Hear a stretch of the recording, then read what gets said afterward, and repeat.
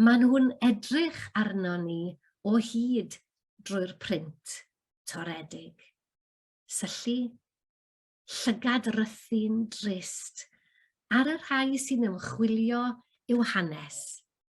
Mae'r wynebau a'r llygaid cwestyngar cyhuddgar hyn yn rhythu i fyw ein llygaid. Ac mae'r enwau hyn, enwau cyfoedion a ddiwallodd wanc y fidog am foddfa o waed, yn dawnsio fel llwch o flaen ein llygaid. Yr enwau hyn, a naddwyd ar gerrig yn fyd-rigaredd yn ddiweddarach. Maen nhw yma ni cannoedd, cannoedd ar gannoedd anghofiedig o enwau, llond colofnau o enwau, fan hyn, nes bod pob colofn yn gof golofn gul i goffau'r hogiau, a phob rhifin yn gofeb rhyfel ynddo'i hun. Ac eto, yng nghanol y fath gyflafan, roedd bywyd yn mynd yn ei flaen, fel petai na ddim byd o'i le, o leia, dim byd o bwys, dim trasiedi cenhedlaeth na gwaedd o ddigwyddiad.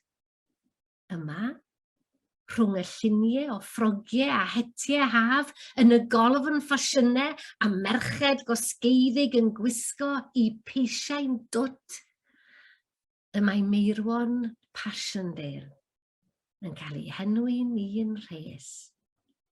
Ac yma, rhwng y golofn arddio a'r colofnau pêl-droed, mae lladdfa a raddfa na welwyd i thebyg erioed.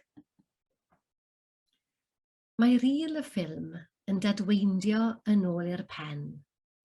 Dadweindio blynyddoedd diniweidrwydd yn ôl i ddechreuad pob rhifin o'r papur rhyfel.